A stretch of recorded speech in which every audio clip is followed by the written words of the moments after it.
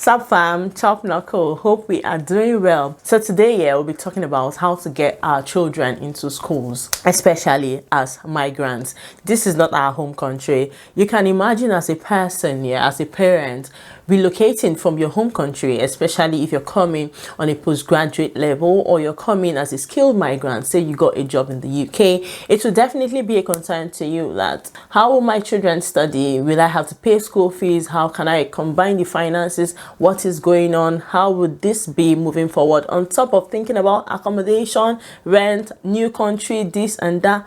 It's a whole lot, believe you me. And being a parent myself, look, I know how you feel. That is why we are going to be talking about this today. We will be breaking it down. All of the worries and the concerns regarding getting our children fitted into the UK educational system. Now, to start off on an interesting note, good news is it is absolutely free to register children, to enroll children here into the educational system.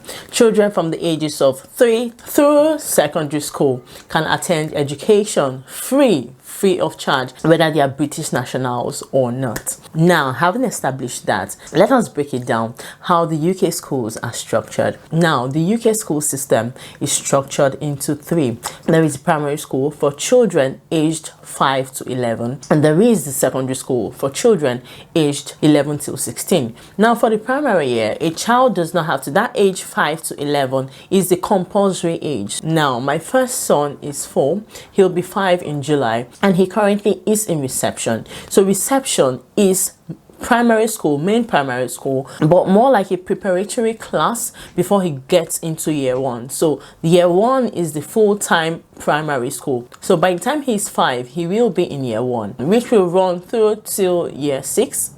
When he's about 11, then he moves on to secondary school. So with him being in reception, he wears the uniform of the school, but he's in the reception class. Now the third stage is further education. So since they're finishing secondary school at the age of 16, the UK educational system expects them to remain in some form of education till the age of 18. So what do they get to do between 16 and 18? This is more like a preparatory class for their education, especially because they will have to take the A levels, the GNVQs, the BTECs, and other forms of qualification. So this preparatory class gets to put them, keep their brain working before they eventually transition through these examinations to university if they intend to. Moving on, there is the state-funded versus the fee-paying school. That's the ones that are not free of charge. So here in the UK, the state-funded school, the ones that are free of charge, fall under two subcategories. There is the primary and secondary school general knowledge,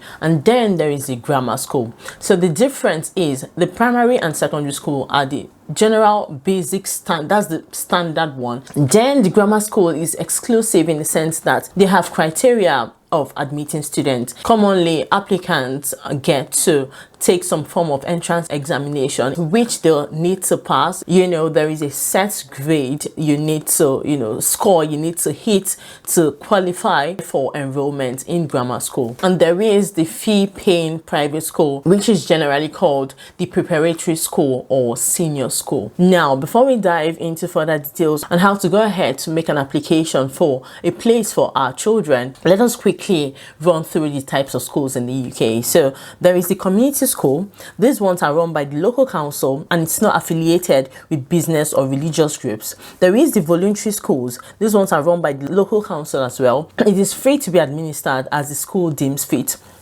There is the grammar school, which is run by the local council, as we said earlier, a foundation body or a trust, and students are selected based on their academic ability. As these children, we need to take an entrance examination before they get admitted.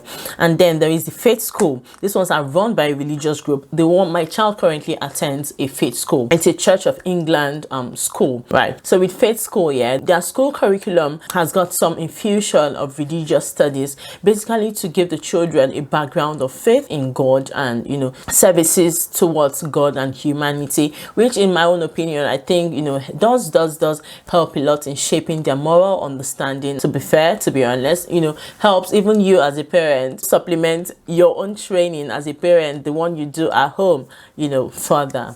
right? Then there is the free school, often set up by charity organizations and community group, non-profit institutions, and these schools do not require to follow a curriculum. So they also have the state boarding schools, and under state boarding schools there are the academies and the free school, which is all state funded. Education there is free, but for children who would be boarding in the school, there's some fees charged. Further inquiries can be made from the school admin. Then there is the academies. This one is run by the governing body, independent from the local council. It's primarily funded by the government, not the council. They do not have to follow the national curriculum as they do have theirs. And then there are private schools. These ones are privately run. Parents will have to pay school fees duly. They typically have their own curriculum. And then there is the special needs school. This special needs school are for children with exceptional or special educational needs, children who need further help with